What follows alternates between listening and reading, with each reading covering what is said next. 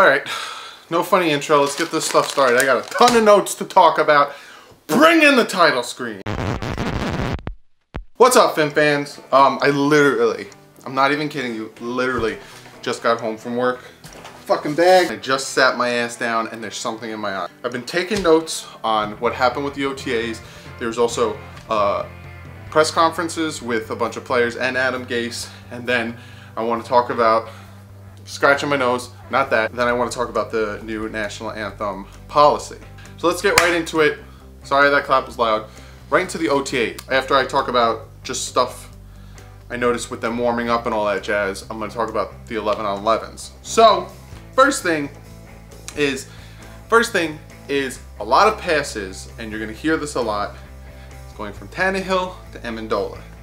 I'm starting to get the feeling that Tannehill's new go-to security blanket is Amendola, because for the past 4 years it's been Jarvis Landry. So don't be surprised if that happens, if all of a sudden he just starts throwing it to Amendola, because also Amendola's got good hands and he catches a lot of balls. The next big thing is every single player on this team attended OTAs. They were all there, they all participated. Glorious thing to hear and to, well, I didn't see it, but it's glorious. One of the cool things I saw when I was reading all the news on Twitter about the OTAs is this picture. Where'd I put it, Doug? Where'd you put it, future Doug? Of the defensive line coach just getting down there with the defensive line, yelling at them. I love the picture, shows the intensity of this team and how they are determined to kick ass this season. Great to see. Another thing that I read that a lot of people notice is Amendola gets real heated when things don't go right. They were just running through drills. He was getting real mad and verbally like berating himself mostly when things weren't going right. I like that because it shows that this dude has a ton of passion and wants the team to succeed, but hopefully it doesn't get him in trouble when it comes to flags. Also, they said that Tannehill was running real quick, looked real versatile, looked really well without his knee brace. I'll talk about his knee brace later on in the video. They're saying also that Devontae Parker literally towers over all the other wide receivers, which he should, because he's supposed to be that, you know, outside threat, deep threat, throw over the top receiver. He's just got to stay healthy and stay consistent. They also timed how long it took for Ryan Tannehill to play action and then get the ball off. 3 seconds. 3.01 seconds, but 3 seconds. Great sign. Loving it. People notice that Smythe looks real slow. That worries me only because if Smythe's in and Gesicki's not in, it's going to telegraph that the Dolphins are running the ball, and vice versa. It'll telegraph the Dolphins are throwing the ball. Hopefully either one can pick up the pace. Again, it's the second day of OTAs. I'm just telling you what I'm saying. The running backs were tripping all over the pads, and by pads I mean the pads that they run on. And they got punished a lot and they had to do a ton of push-ups. It's again second day of OTAs. They're probably a little rusted, but guys, get your feet up. Come on. The kicker Sanders was kicking the ball on top of the facility, so they were outside. If I could pull up a picture of what it looks like, I'll pull up a picture. But essentially they're outside on the field and then there's a building like over here. He was kicking the balls on top of the building. A lot of people didn't know if he was showing off or he was just doing his thing, but that's a great friggin' sign. Frank Gore went inside. A lot of people were worried, like, oh my God, is he injured? What happened? Blah, blah. Frank Gore, even Adam Gase said later in his press conference that Frank Gore is not going to be doing much this spring. They're going to hold him until training camp because he doesn't need to. It's Frank Gore. He's all right. And then on to the 11-on-11s, I got a few notes, some tidbits that I would like to talk about. And I'm not going to break down every little thing that happened in the 11-on-11s. I just got some key things and some important things I'd like to tell you, and I'm pretty sure you guys would notice. So the first thing is that a lot of people noticed is McMillan was running the D. He was calling audibles, he was calling shift changes, and he looked like a vet out there. That's amazing to hear, and it pumps me up for the season, and it just shows the promise that this middle linebacker is going to have. Back to the kickers again. as they noticed this, that Sanders was kicking a 33-yard field goal, and he was still hitting it on top of the building, which is 25 yards away. So this dude was making like 58-yard field goals. It's great to see. Also, Joseph, the other kicker, he made 5 of his 6. He missed a 48-yarder, but he made a 50-yarder, so it's a very healthy kicking competition. It looks like it's Sanders to lose, just because he's impressing the shit out of people with these with his leg strength. There's a few inconsistencies, especially with Drake, because Drake broke off a big run, and then it was 20 yards before he was even touched. But then the very next play, he drops the pass. So again, it's second OTAs, but they got to brush the rust off and get going. I'm hearing a lot that Tannehill looked super fluid when he was dropping back, throwing the ball, moving in the pocket. Like, he looked like 2016 Tannehill. I'm also hearing a lot of great things, that Tannehill was running full speed. There was no like hiccup in his run, that he was just out there balling, which that's what we need to hear. Please be smart out there. The O-line, I'm also hearing, especially on the 11-on-11s, that the O-line was just playing so freaking good. There was one run that Omar Kelly tweeted out that this lane opened up like a wave crashing. It was just like beautifully, and they're just killing it. Now, you can look at it two ways. Is that because the offensive line is just doing great, or is that because the defensive line is caca because who's our defensive tackle, you know? You can take it with a grain of salt. But again, I'm going to keep repeating this. It's second day of OTAs, so when training camp comes, you really get to see it, but I'm just telling you what I've seen. And there was a 20-yard pass from Tannehill to, of course, his favorite receiver we've seen so far, Amendola, which gets stripped, and Amendola loses his shit and throws his football, throws his helmet into the fence. As long as he doesn't do this on the field, and as long as he doesn't do this during games, I love the passion. I love that he doesn't want any little mess up. He wants to see this team succeed like he's seen with the Patriots. I like it. So, a few little tidbits. Asiata is playing his old college position, which is good for him. Hopefully he can thrive and play a good backup guard position. They're saying that Spence looks small for a defensive tackle. Hopefully he plays big in that position because his size isn't very big. On a running play, the team went to the ground, and you could hear the coaches, at least 5 of them on the sideline, telling him to stay the bleep up. Screaming at them to stay the bleep up. So you can understand what that bleep meant. There was a huge touchdown pass, a 55-yard touchdown pass from David Fales to Akeem Grant, which I like to see those. Keep them up. Then Matt Lincoln tweeted out something I'd like to read to you guys. He said, Satan is a big, scary-looking human being. Kilgore has grayer hair than any football player I've ever covered. Albert Wilson looks like he's going to be fun to watch. Frank Gore might be in the best shape than anyone on the team other than Cameron Wake. Love hearing all of that. It means we got some beasts on the offensive line. I'd like to hear Frank Gore is in great shape, because this dude is going to be running the ball with Kenyon Drake. Great to hear. Then the last few tidbits about the OTAs before I go into the press conferences is the tight ends were non-existent. Again, it's second day of OTAs, but that's worrisome. And then Carew had a decent day. He needs to have a great training camp or he will be cut from the team.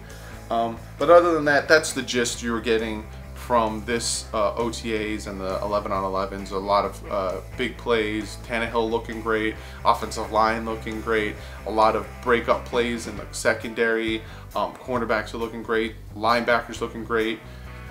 So far it's a good practice, not a great practice, but it's a good practice, and again, it's the second day of OTAs, so if they're playing this well on the second day of OTAs, wait till they get all the rust off. Shit! Now to the press conferences. So Adam Gase came out and he talked a lot about Ryan Tannehill. When it comes to Tannehill, he was just raving, looks great. Technically this is his third year because last year he was with Gase and they were in the quarterback room, looks fluid in the pocket, just praising Tannehill. He also said that he's not going to do a lot with Gore because he hasn't done anything in OTAs or springs for the past 4 or 5 years and he still is super productive. He wants to tweak Brock Osweiler's mechanics. He probably noticed since he left him when the Broncos went to the Houston Texans and then went back to the Broncos, he probably noticed that his mechanics were off and that's why he was kind of caca. He wants to limit Lipids, that's a tongue twister. He wants to limit Lipids' reps when it comes to the OTAs and probably a little bit in training camp, but he doesn't want to do that for McMillan. 2 different injuries, but it's a good sign for McMillan. He also probably is like, McMillan is the field general, so he needs to be out there. I'm going to read you what Adam Gase said about the tight ends. It's going to sort itself out. We've got a long way to go. It's good to have as many guys as we have. Everyone has a different skill set. So that reiterates how we feel. You know, you got Gesicki who can catch, can't run block. You got Smythe who can run block but can't catch or run routes. So it's going to work itself out. He's going to see how they're doing together. He's going to see how all the tight ends are gelling with Gray and with Darby and all those other guys, and then he's going to do his thing. I have faith in Gase. A lot of people don't. I understand why, but I do. Let's go to Sitton's press conference, and this man, he's humongous, big beard, long hair. He said the biggest thing he worried about when signing with the Dolphins was the heat. And brother, I'm there with you. I live up in Jersey, so I get seasons. I get, you know, now it's around the spring, summertime, so it's starting to get hot, but I get winters, so I get the relief. So I'm like Sitton, hate the heat. He says he would prefer to play in 5-degree weather than in 95-degree weather. And tell me about it. He says he has a good relationship with Tunsil, who's going to be right to his left because he's playing the left guard. He also says that Tannehill takes control of the huddle and he's a great leader. He's debating whether he wants to cut his hair and shave his beard. Don't do it, man. You look fucking badass. And then he said he wants to play his last few years on a winning team. Well, hopefully you're on a winning team. He said we can win, so let's see. Next we have Kilgore, the center, another big dude, lots of gray hair. Again, he reiterates that Tannehill is a leader. He also said that when he was traded to the Dolphins, the first person to reach out to him was Tannehill, and then Tannehill's wife reached out to his wife, and they met up and stuff, which is great. You want to have that great rapport with your center and your quarterback. So again, it makes me like Tannehill even more because the dude's just awesome. I missed him so much. Tunsil and Kilgore traded numbers. Well, they didn't trade numbers, but Tunsil had number 78 in college and Kilgore was playing with 67 in his pros. So he said that Tunsil just wanted to go back to 78, go back to his college number, which hopefully goes back to his college playing. So Kilgore now has 67. He said there's no coercion or anything. He also said that he really loves the depth on the offensive line, and so do I, for the first time in a very long time. Next press conference was Wilson, wide receiver. This one was funny. He said that he lined up everywhere. Inside, outside, he played everywhere, which they'll probably do with him because he's fast. And then he caught a touchdown pass from Tannehill today on a seam route, and he said that he is the fastest player on the team. He said he's faster than Kenny Stills, and he's faster than Akeem Grant, and he's faster than Kenyon Drake. He also said he would like to race them. Please make this happen. Have the 4 of them race and see who's the fastest. It just makes me pumped that 4 of the dudes on that are going to be starting, well, not starting because Jakeem Grant won't start, but 4 of the dudes on our offensive weapons are fast as shit. The whole team is getting fast. Very happy. Why am I crying so much? And then finally he said he doesn't feel like he was used wrong in Kansas City. He just was underutilized. So he came to Miami and we are going to use the shit out of him because he's a deep threat and yeah, we love to run those stupid wide receiver screens. Now on to the man of the hour, Ryan Tannehill. So first thing he did, Ryan Tannehill, our boy, our baby boy, he said he feels like he's back from the dead. I'm not gonna lie, it was really nice to see him talking and to see him, he just looked so fucking happy to be back. He said that he felt like the kid that was grounded during all of last season and he couldn't go out to play. I don't blame you, dude. We felt like that too. We felt like we got our stepmom in who fucking beats us with a wired hanger. No wire hanger! He said he will be wearing the brace for the games, but I don't know if he's gonna wear them from practice. I feel like he should wear them from practice because he needs to just get used to the feel of having the brace on his knee. He said the thing he missed the most, it wasn't playing the games and stuff, it was the grind, practice, training camp, OTAs. He misses the grind.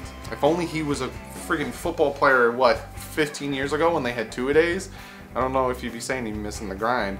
But he also said that he tested that knee out. He went back to Dallas where he got the surgery with the same surgeon. They tested the knee to the 9th degree, pushed it to its limit, and he said he is good to f***ing go. Come on, baby. Finzo, I'm so pumped. He said that losing Landry sucks because he's a big weapon. We also know that he loved throwing to Landry because he had 100 receptions 2 years in a row. They were like 5-yard passes, if anything, but he loved, like if he was gonna get sacked and there was Jarvis, he would just give it to Jarvis. So he said it sucks to see him gone, but he said he loves the new weapons. I could tell because he keeps throwing it to Amendola, like every 5 seconds. So the last thing I want to talk about is somebody asked him, is he eager to get hit for the first time?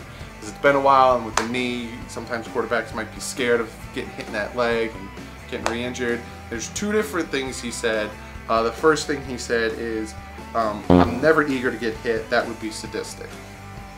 Makes sense. It's not like, what does he do, S&M? And then he said, I don't look forward to getting hit, but I don't think about it any differently than any other season. It says sometimes getting hit gets you into the game. Rub dirt in that wound, baby. Let's go. He's gonna get hit. He's gonna be like, all right, got that over with. My first sack. Let's go. And then he's not going to be so jumpy when he's in the pocket and shit. The final thing I want to talk about is the new national anthem rule about kneeling. The NFL just came out with this policy, so I will read it to you. It says, all team and league personnel on the field shall stand and show respect to the flag and anthem. The game operation manual will be revised to remove the requirement that all players be on the field for the national anthem. Personnel who chooses not to stand for the national anthem may stay in the locker room or in a similar location off the field until the anthem has been performed. A club will be fined by the league if personnel on the field does not stand or show respect for the national anthem. Each club may develop its own work rules consistent with the above principles regarding its personnel who do not stand and show respect for the flag and the anthem.